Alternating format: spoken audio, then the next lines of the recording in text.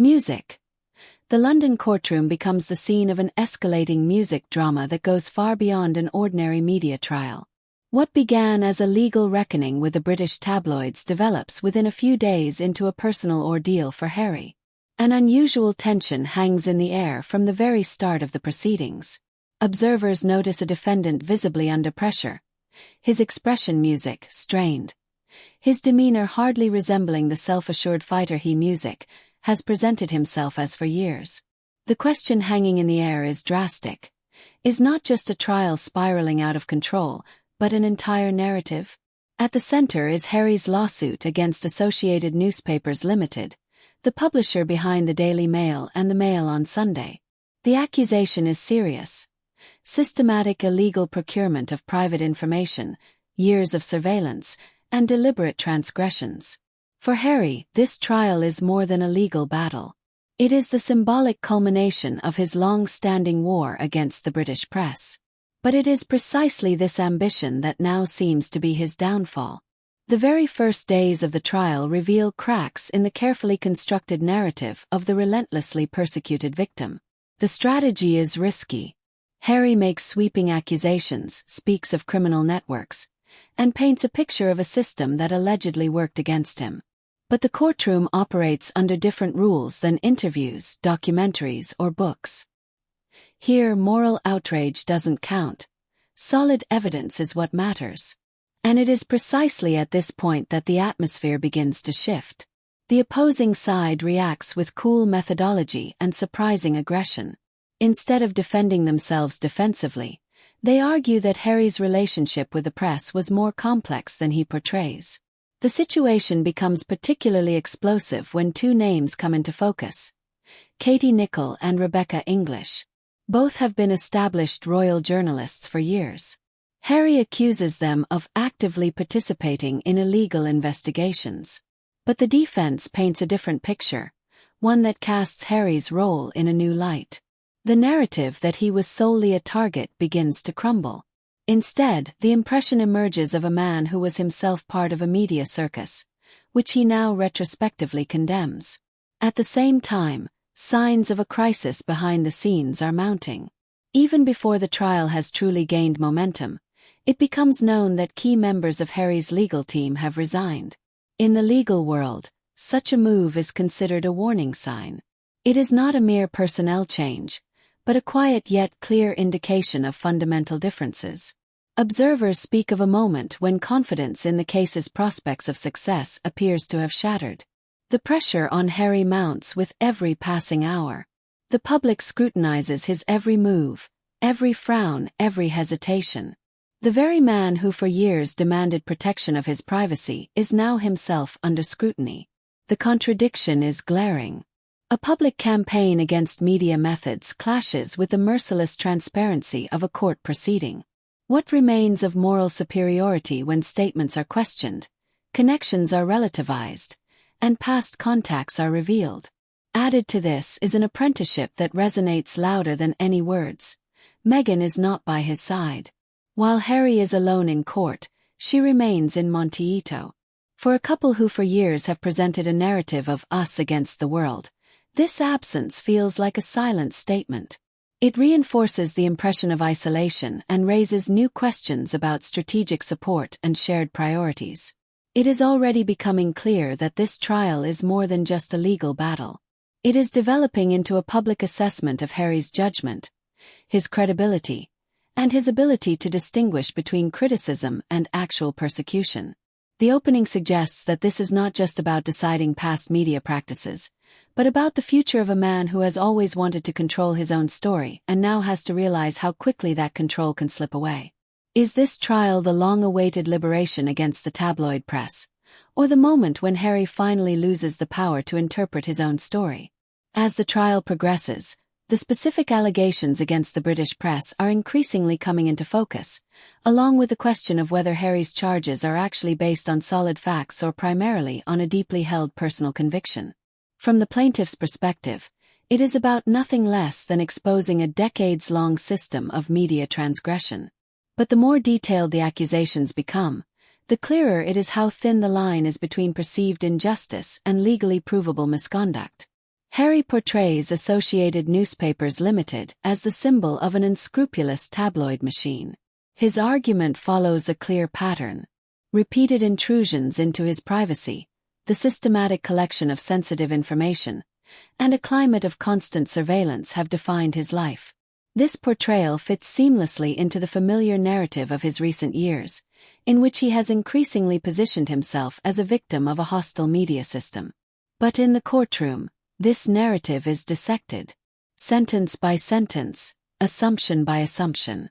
The defense focuses precisely on this point.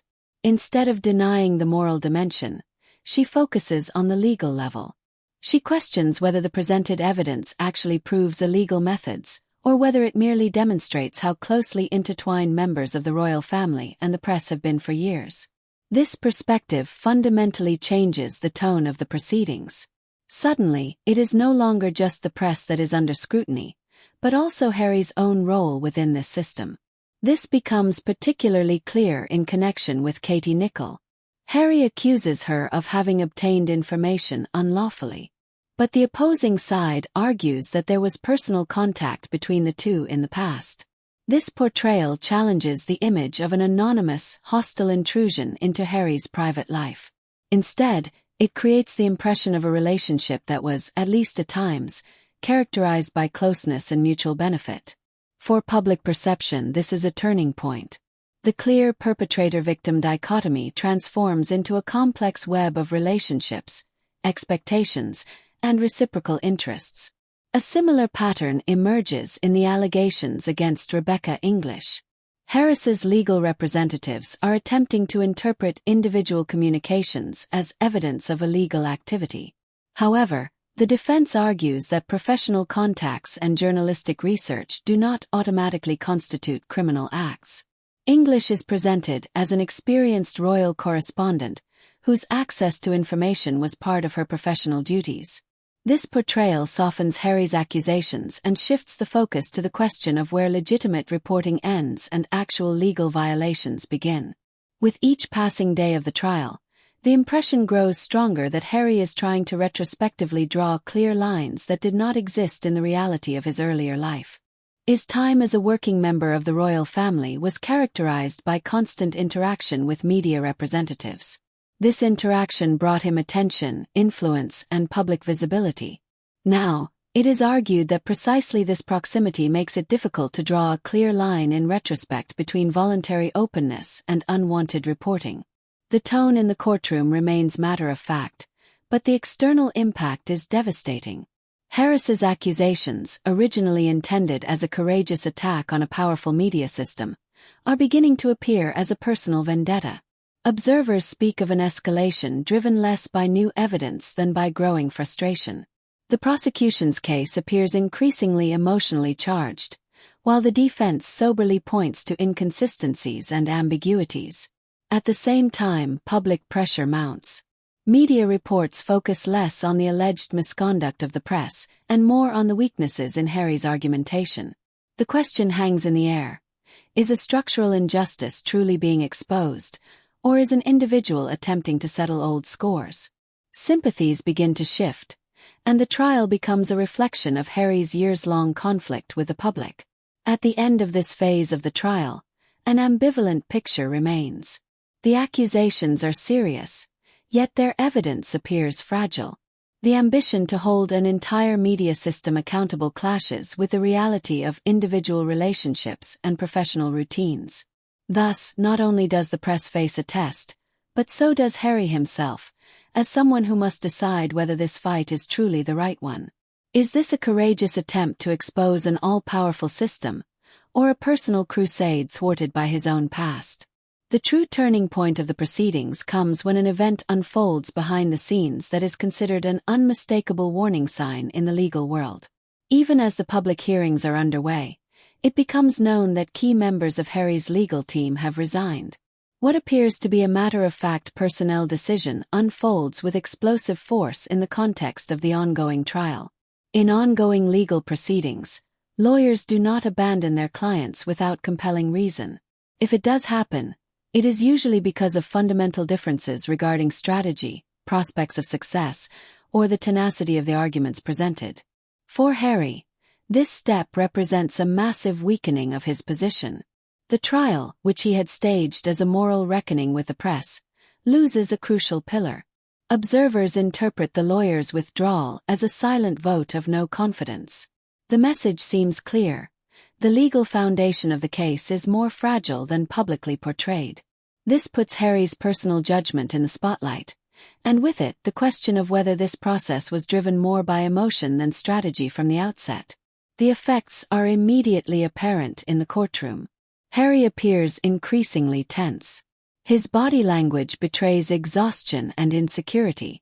The defensive stance, already hinted at in previous days of the trial, solidifies. Instead of confident control, the impression dominates of a man struggling against a development he can no longer control. Public perception reacts sensitively to such signals. A plaintiff whose own team withdraws inevitably loses credibility. At the same time, the opposing side consistently exploits this weakness. Without aggressive rhetoric, but with visible composure, Harry's account continues to be questioned. The contrast could hardly be greater. On the one hand, a plaintiff who gives the impression of exhausting himself in a personal vendetta. On the other hand, a defense that argues in a structured and dispassionate manner. This dynamic reinforces the impression that the proceedings are no longer solely determined by facts, but rather by who can withstand the pressure. In the public debate, the focus is increasingly shifting away from the original allegations against Associated Newspapers Limited. Instead, the dominant question is why Harry is clinging to this case despite growing resistance. Critics speak of an escalation spiral in which withdrawal is perceived as defeat and therefore no longer an option. Supporters, on the other hand, see his perseverance as an act of principled abandonment. But the longer the proceedings drag on, the more difficult it becomes to maintain this perspective. The dismissal of the legal team also sheds light on internal communication. In legal circles, it is considered likely that there were legal concerns regarding Harry's instructions. Lawyers are obligated to represent their clients, but not to endorse hopeless or legally problematic strategies. The withdrawal suggests that a line was crossed precisely here. This makes the trial a lesson in the limits of personal conviction in the legal arena. For Harry, this moment is particularly bitter. The trial was meant to be a testament to his resilience, a sign that he was prepared to take on powerful institutions. Instead, he now stands isolated, without the unified support such an undertaking requires. The media attention he had hoped to control is now focused on his weaknesses. Every gesture, every silence is interpreted, analyzed, and judged. Then there's the financial aspect. A protracted trial without a clear path to victory carries considerable risks. The prospect of high costs reinforces the impression that Harry has maneuvered himself into a battle whose consequences he may have underestimated. What began as a moral slap in the face threatens to become a costly lesson. At the end of this section, a sense of uncertainty lingers. The withdrawal of the legal team marks not only a legal turning point but also a psychological one. It demonstrates how quickly a publicly staged battle can turn against him when inner stability is lacking. The trial loses its clarity, the roles become blurred, and Harry finds himself increasingly on the defensive. Is the lawyer's withdrawal the beginning of the end of this trial? Or the moment that forces Harry to seriously confront the limits of his own crusade for the first time? As the trial progresses, the focus shifts noticeably. Attention is now directed less at Harry's charges and more at the reactions of those he has placed at the center of his accusations. Katie Nicholl and Rebecca English do not appear in person, but their names dominate the court proceedings. Their roles are redefined, and with them the dynamics of the entire trial change. What was originally conceived as a reckoning with anonymous media structures takes on a concrete face, and this face increasingly clashes with the portrayal of a criminal network. The defense consistently exploits this moment. They paint a picture of two journalists who have worked in royal circles for years and whose professional activities are closely intertwined with the public lives of the royals. Instead of clandestine machinations, they describe a daily routine characterized by contacts, invitations, and informal exchanges. This portrayal stands in stark contrast to Harry's accusation of systematic persecution. The impression arises that this is not a clash of two sides in a clear conflict, but rather two completely different interpretations of the same past. This counter-strategy is particularly effective in Katie Nicholl's case.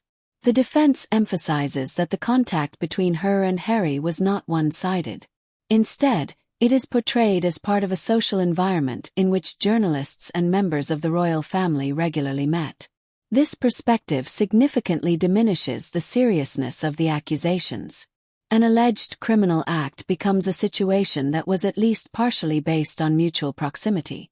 For public perception, this represents a crucial break with the established narrative. In Rebecca English's case, Harry's account is also gradually undermined. The defense points to her long professional career and her official access to information during Harry's active time in the royal household. The alleged evidence of illegal conduct appears less clear-cut in this context. Instead of clear transgressions, it appears as part of normal journalistic research. This shift in perspective is particularly problematic for Harry, as it strikes at the heart of his argument, the clear distinction between legitimate reporting and criminal activity. The more this perspective gains traction, the more Harry's credibility is under pressure. Observers speak of a process that is turning against its initiator. The defense hardly needs to launch any attacks of its own. It lets contradictions and ambiguities speak for themselves. The image of a man who is retrospectively trying to reinterpret his past is solidifying. The impression arises that Harry applies different standards today than when media attention also brought him advantages. In parallel, the tone of the public debate is changing.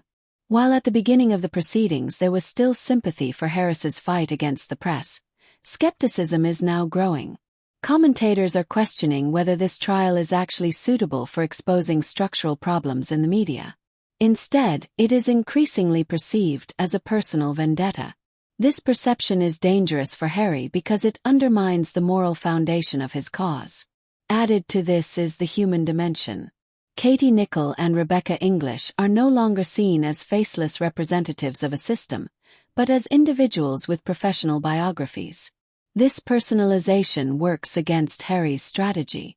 Anyone who attacks specific individuals risks being perceived as excessive or unfair. This is precisely what now seems to be happening. The roles in the public discourse are beginning to reverse. The trial is thus evolving into a test of Harry's judgment. The question is no longer simply whether the media overstepped boundaries, but whether Harry is prepared to acknowledge the complexity of his own past. The defense is indirectly forcing them to confront the fact that proximity to the press wasn't always forced, but often a part of his public life. At the end of this section, a bitter aftertaste remains. The attempt to portray journalists as perpetrators puts Harry himself on the defensive. His fight against the media threatens to make him appear as someone who selectively remembers music and ignores uncomfortable aspects. This shifts the central question of the proceedings once again. Will this trial ultimately be a reckoning with the press or proof that Harry has never truly come to terms with his own role in the media game? With each passing day of the trial, an absence becomes increasingly palpable, heavier than any legal argument. Meghan is not in the courtroom. No joint appearance, no visible sign of support, no symbolic unity. For a trial that has long since become a public test, this absence is of enormous importance. For years, Harry and Meghan have built their public identity as an inseparable unit. Now Harry sits alone on the hard bench of reality. This absence is not perceived by the public as a coincidence. It is interpreted, analyzed, and imbued with meaning. Observers are wondering whether a conscious strategic decision was made. While Harry exposes himself to the risk of a legal and media fiasco, Meghan seems to be keeping her distance. This reinforces the impression that this trial is no longer seen as a joint project, but as Harry's personal battle with all its consequences. The effect on Harry himself is clearly visible. His demeanor appears more ponderous, his gaze emptier, his presence in the courtroom less resolute. The man who portrayed himself as a fighter against an unjust system appears increasingly isolated. This isolation is felt not only emotionally, but also strategically. Without the usual support, a central component of the public narrative that Harry has cultivated for years is missing. At the same time, the impression is growing that this process will mark a turning point in Harris's public perception. Meghan's absence intensifies doubts about the couple's inner unity. Many observers wonder whether Meghan is deliberately distancing herself to avoid being associated with a potential failure. In a world where public images and symbols are crucial, her absence acts as a silent but clear signal. Simultaneously, the pressure on Harry to bear this battle alone is mounting. The media attention he once shared with Meghan is now focused unabated on him. Every mistake, every insecurity is attributed to him personally. The protective narrative of a shared crusade against the press is crumbling. What remains is a lone actor confronting an overwhelming system, or at least attempting to maintain this image. This development also raises questions about long-term strategy. The trial was meant to be a milestone in Harris's fight against the media, a testament to his resolve and perseverance. But without visible support, it risks being perceived as a lonely campaign. Meghan's absence exacerbates this impression and draws attention to possible internal tensions or differing priorities. At the same time, the emotional dimension of the proceedings intensifies. Harry's facial expression, posture, and behavior in the courtroom are interpreted as signs of inner exhaustion.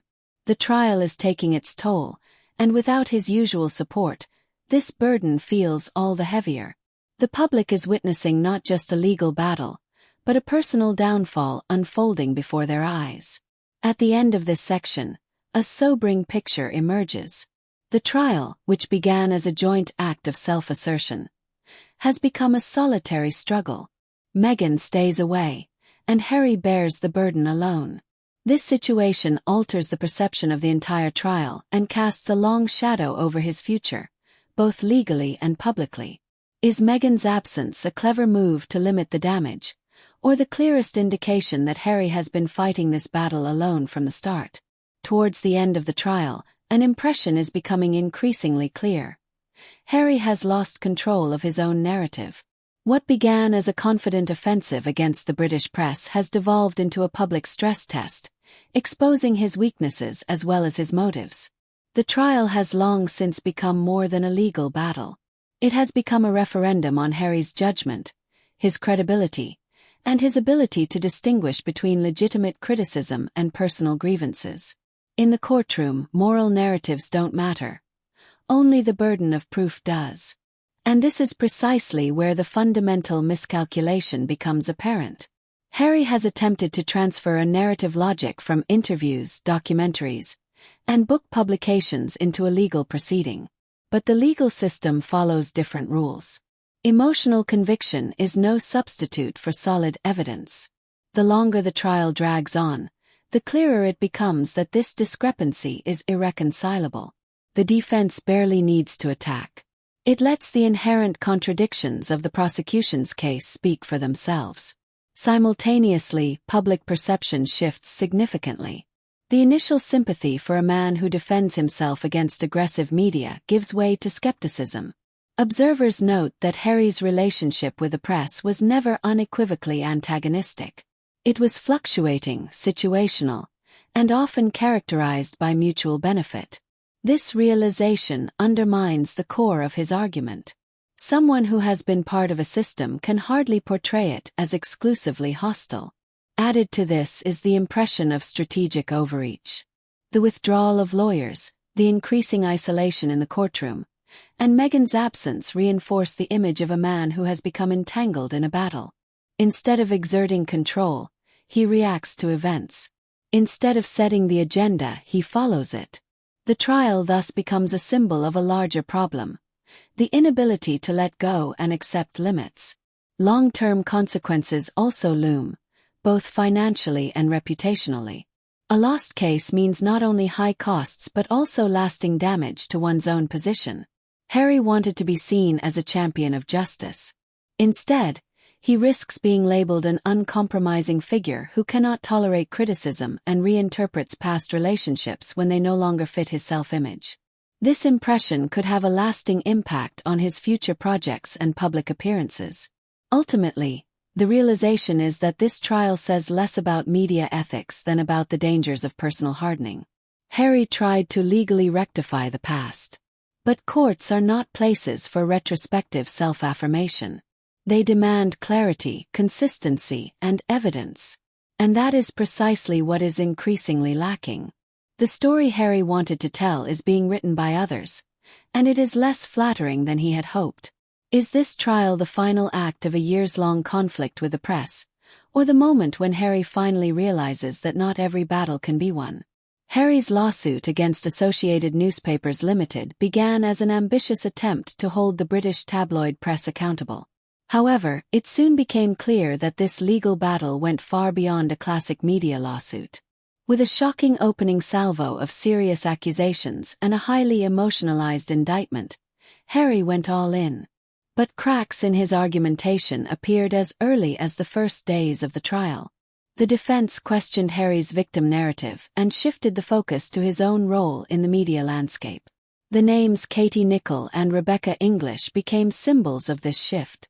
Instead of anonymous perpetrators, specific individuals with professional backgrounds moved into the spotlight. This personalization reversed the dynamic and significantly weakened Harry's position. A decisive turning point came with the withdrawal of key lawyers. This signal shook confidence in the legal viability of the case and reinforced the impression of a strategic miscalculation. Simultaneously, Harry's isolation became increasingly apparent.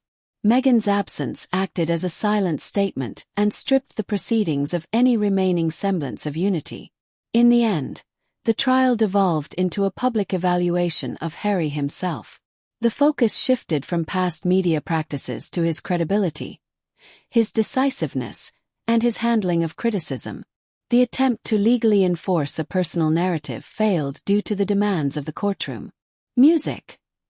This case shows how quickly a moral stunt can turn into a personal ordeal. It marks a turning point where Harry is not only fighting against the media, but for his own public music identity.